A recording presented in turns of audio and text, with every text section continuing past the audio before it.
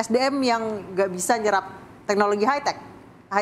Teknologi tinggi? Ya, kami tidak mau mengulang, tidak mau merewind ke belakang. Kami bekerja ke depan. Pondasi pemerintahan Pak Prabowo yang baru 6 bulan, kami ingin menciptakan goal-goal ya, tujuan-tujuan yang terukur, yang pasti, sehingga keluhan-keluhan dunia usaha yang SDM-nya kurang, itu minus, atau problem ini bisa diselesaikan dengan solusi-solusi yang ada pada program prioritas Bapak Presiden. Saya ke Mas Dayat, nanti boleh disamber sama Mas Danang. Mas Dayat, sebenarnya apa sih yang tadi dibutuhkan saat investasi? Sebenarnya apa sih yang bikin investasi ini mandek di Indonesia? Kita kalau bicara investasi tidak... Apple dari China pindah ke India, iya, apa nggak pindah ke Indonesia? Dari perang tarif ini kan Apple mengumumkan akan pindah ke India, ya, tidak di Foxconn lagi.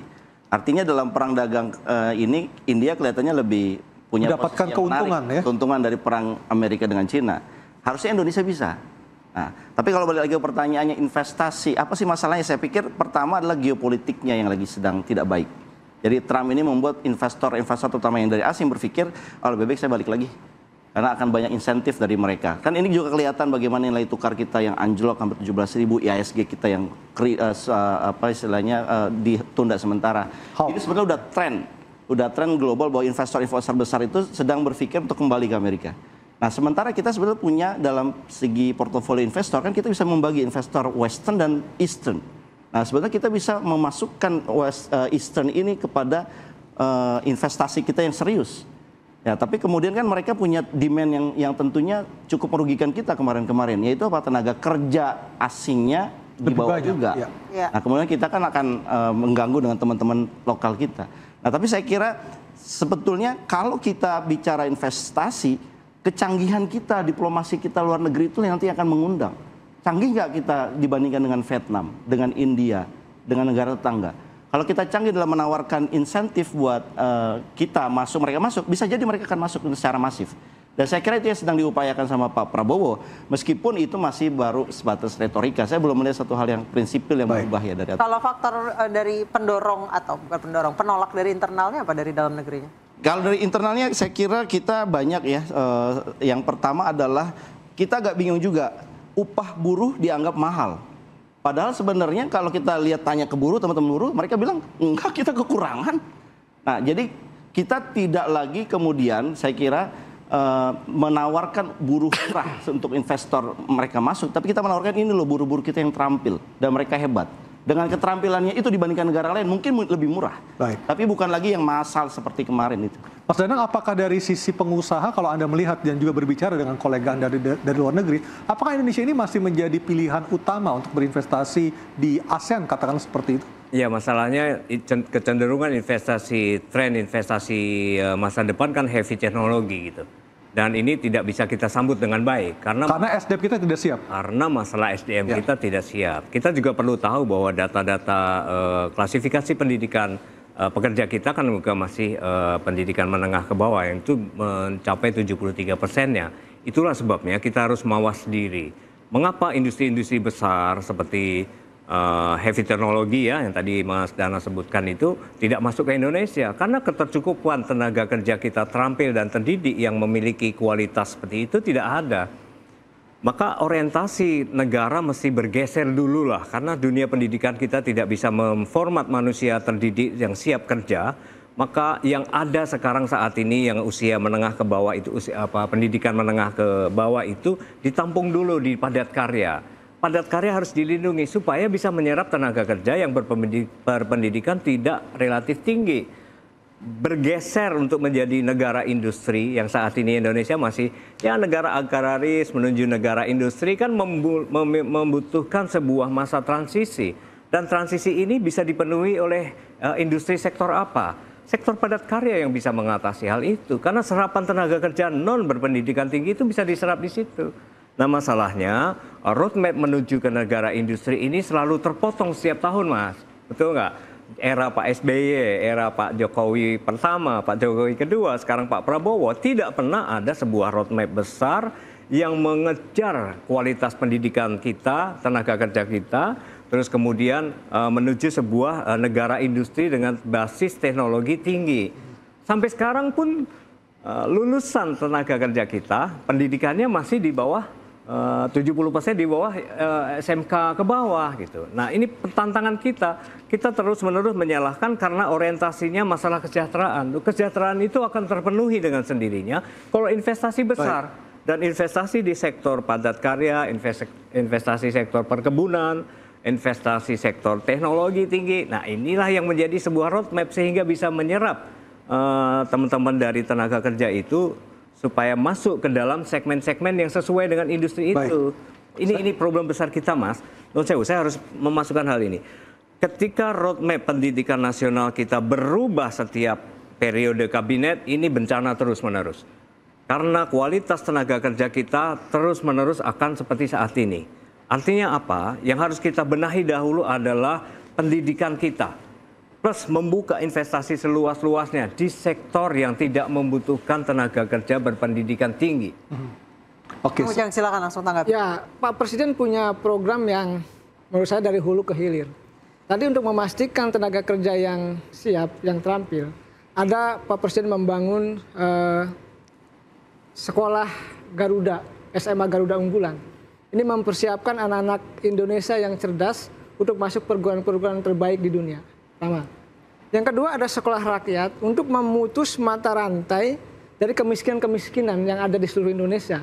Ini akan di-launching 53 sekolah dan itu berasrama dari SD sampai SMA. Meskipun itu juga menjadi polemik tersendiri karena yang menaungi adalah Kemensos bukan Kemendikti atau Kemendiknas. Bekerjasama. Oh, kerjasama. Ya, memang leading sektornya ada di Kemensos, tapi guru kurikulum itu Dikdasmen. Oh, Dikdasmen. Jadi kami harus menjelaskan bahwa inilah sebenarnya apa yang ingin disampaikan oleh Pak Prabowo bahwa program-program itu satu sama lain terkait.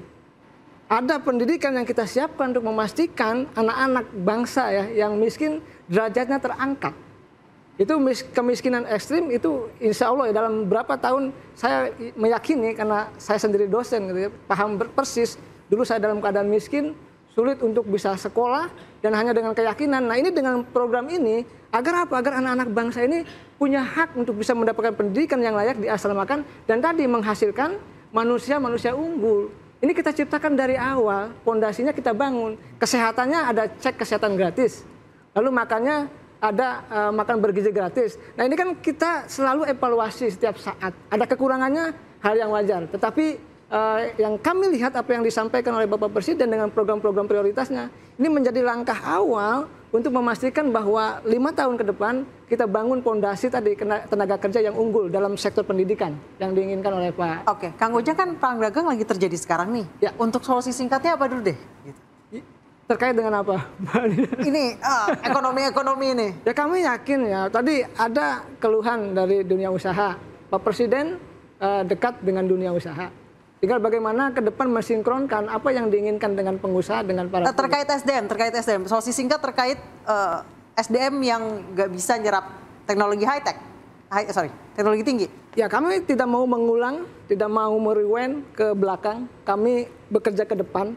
Pondasi pemerintahan Pak Prabowo yang baru 6 bulan, kami ingin menciptakan goal-goal ya, tujuan-tujuan yang terukur, yang pasti sehingga keluhan-keluhan dunia usaha yang SDM-nya kurang itu minus atau problem ini bisa diselesaikan dengan solusi-solusi yang ada pada program prioritas Bapak Presiden. Begitu. Saya yakin karena tadi basic saya dosen, dulu menderita gitu ya orang miskin bisa berjuang apalagi disediakan oleh negara begitu. Insya Allah mudah-mudahan ini bisa menjadi solusi ke depan sehingga betul-betul negara hadir di tengah-tengah. Tapi Kang, ini saya sedikit mau menginterupsi karena dari dulu pemerintah selalu bilang akan ada kita bikin pendidikan. Apakah sektor usaha ditanya pendidikan apa yang dibutuhkan? Baru tenaga kerja seperti apa yang disiapkan. Sampai hari ini kita nggak tahu sektor unggulan Indonesia itu apa. Kita selalu bilang sektor unggulan kita sekarang nikel. Apakah nikel menghasilkan lebih besar dari sawit?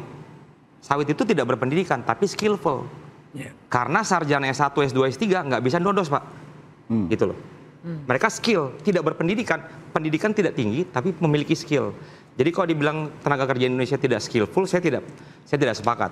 Tapi apakah pemerintah tentukan dulu kan seharusnya ini sektor unggulan kita nih. baru industri akan menyusul, tersedia lapangan pekerja buat kita. Pekerja mempersiapkan diri untuk industri itu. Sampai hari ini kita belum tahu apa sektor unggulan kita. Jadi bagaimana mungkin kita nyusun roadmap, nggak tahu tujuan ending goal-nya di mana. Saya kasih contoh, tahun 80-90-an itu sektor unggulan kita garmen dan tekstil, betul Pak ya? Sekarang sampai dibuat institutnya, sekarang tutup. Ya. Garmen tekstilnya tutup nih. Kawan-kawan kita puluhan ribu menjadi yang tadi pengangguran. Saya tambahkan ya kalau boleh. Sebetulnya jawabannya pemerintah bisa nggak sih yang dibilang sama Pak Danang tadi bahwa SDM kita itu pendidikannya rendah itu langsung diserap. Yang padat karya yang dibilang Pak Danang itu kan TPT, tekstil, pekerjaan kaki atau pertanian misalkan. Nah kalau kita bicara industri TPT tekstil aja, Sritex bangkrut yang kita banggakan sejak Orde Baru. Kenapa dia bangkrut? Karena cost of fund dari pembiayaannya terlalu besar.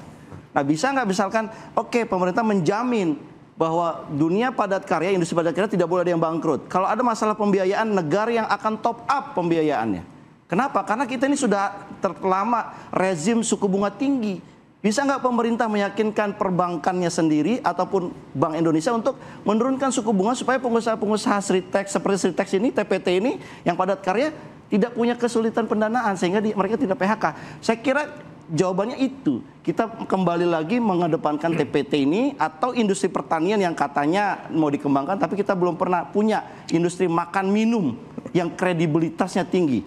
Kita bicara Unilever misalkan, Unilever punya asing. Produk kita pertanian katanya. Bisa nggak kita masukkan ke industri makan minuman yang lebih canggih sehingga kita mengekspor ke Singapura kacang kedelai dalam bentuk susunya. Itu kita belum pernah menjalankan dan belum cukup serius menjalankan itu. Padahal itu padat karya. Ya, ini juga akan menyambung soal rencana relaksasi TKDN. Itu juga berbahaya bagi dunia usaha dan juga dunia pekerja. Kita akan segera kembali sesaat lagi, tetaplah bersama kami di Interupsi.